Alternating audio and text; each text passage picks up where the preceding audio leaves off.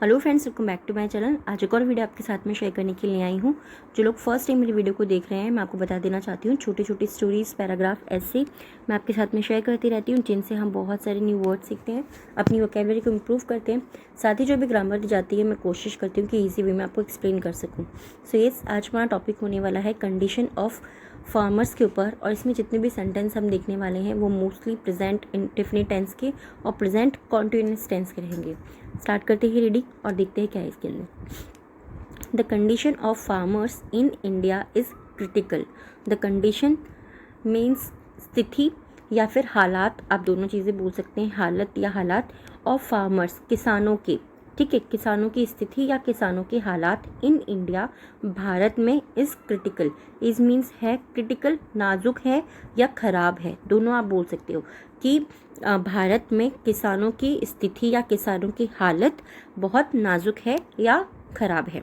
We are hearing suicide news of farmers every week और month. We are hearing, हम सुन रहे हैं, हेयर मतलब सुनना, हम सुन रहे हैं। We are hearing suicide news, हम आत्महत्या की समाचार या आत्महत्या की खबरें सुन रहे हैं। ऑफ फार्मर्स, किसानों की आत्महत्या की खबरें सुन रहे हैं। एवरी वीक और मंथ, हर हफ्ते या हर सप्ताह और महीने, हम हर सप्ताह और महीने किसानों की आत्महत्या की खबरें सुन रहे हैं।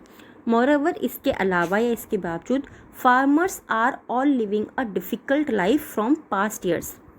फार्मर्स, किसान, आर ऑल लिविंग यानी कि वो सभी जी रहे हैं, और डिफ़िकल्ट लाइफ, वो एक कठिन जीवन जी रहे हैं। फ्रॉम पास्ट ईयर, पिछले कुछ वर्षों से वो कठिन जीवन जी रहे हैं। The problem is they are not getting enough पे।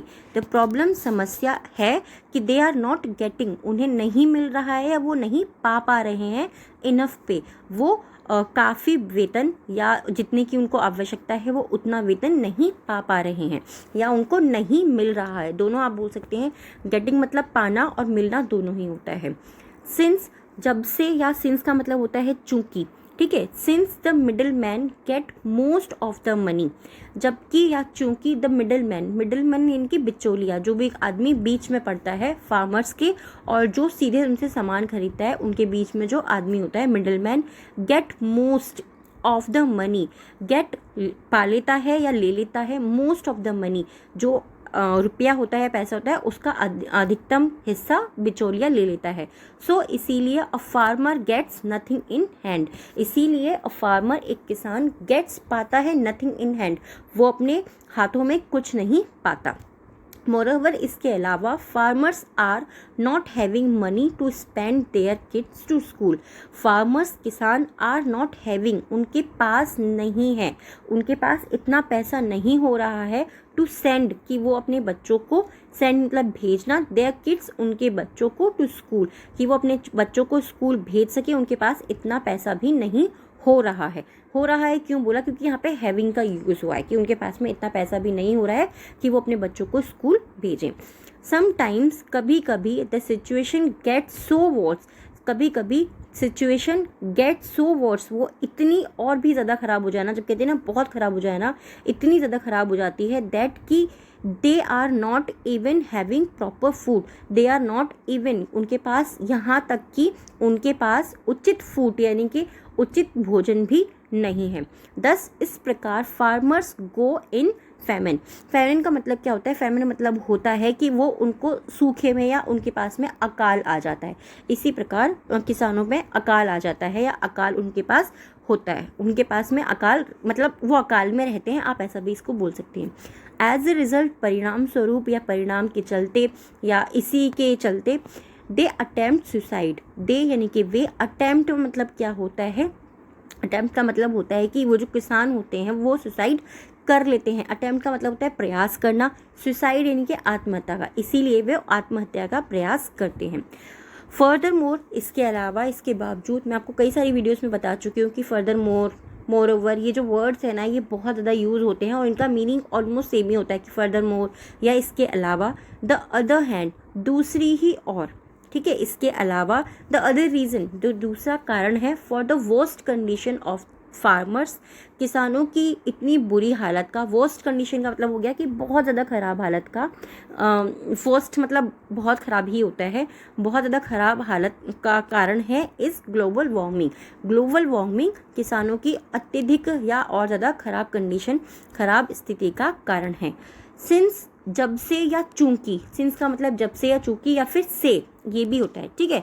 जब से ग्लोबल वार्मिंग इज हैम्परिंग, जब से ग्लोबल वार्मिंग इज हैम्परिंग, बाधा बनी हुई है our planet in every year, जब से ये ग्लोबल वार्मिंग जो है वो बाधा बनी हुई है हर वर्ष हमारे प्लानिट की, its effect our farmers too, it affects, ये प्रभाव डालती है। अफेक्ट का मतलब क्या होता है? प्रभाव डालना। आवर फार्मर्स टू, ये हमारे किसानों पर भी प्रभाव डाल रही है।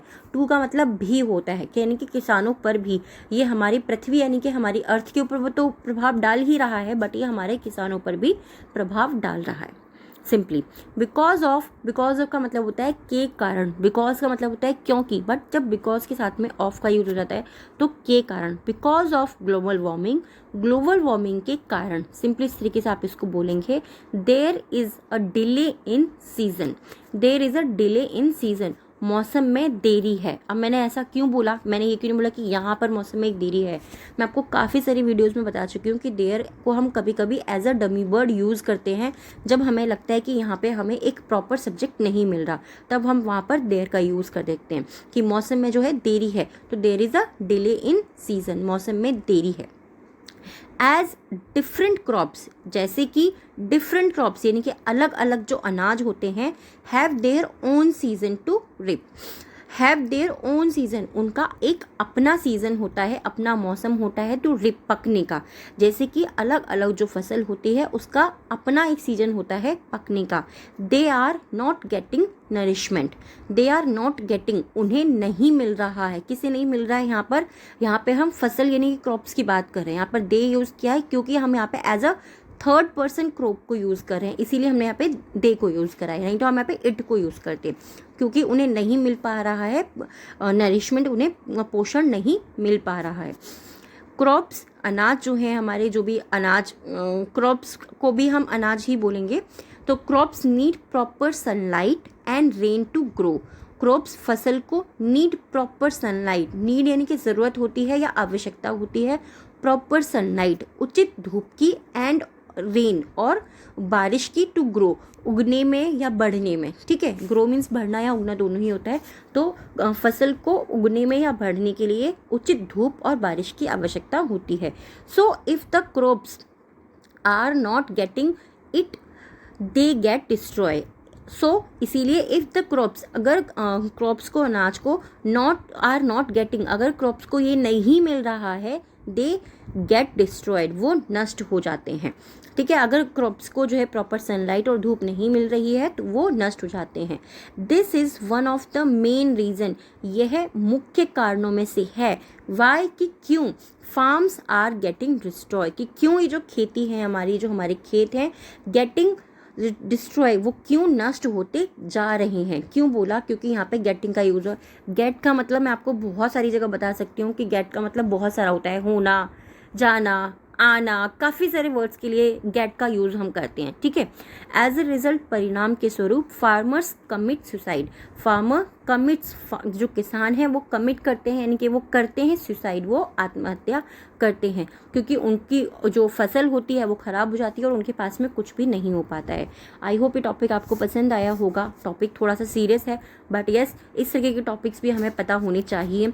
अगर आप चाहते हैं इसका पार्ट 2 मैं आपके साथ में शेयर करूँ, आप मुझे कमेंट करके ज़रूर बताइएगा। आज के 3 वर्ड्स हैं जिनसे आपको सेंटेंस बनाना है, कमेंट बॉक्स के अंदर लिखना है। फर्स्ट है हमारा क्रिटिकल, क्रिटिकल का मतलब होता है नाजुक या फिर खराब, ठीक है।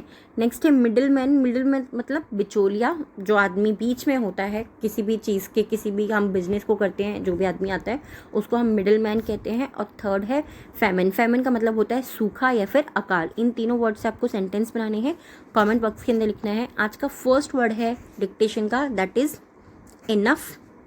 सेकेंड वर्ड है नरिशमेंट एंड थर्ड वर्ड है हियरिंग। फर्स्ट वर्ड है इनफ, सेकेंड वर्ड है नरिशमेंट एंड थर्ड वर्ड है हियरिंग। आई होप ये वीडियो आपको पसंद आया होगा, टॉपिक आपको पसंद आया होगा। कैसा लगा प्लीज़ मुझे कमेंट में ज़रूर बताइएगा। Thanks for watching.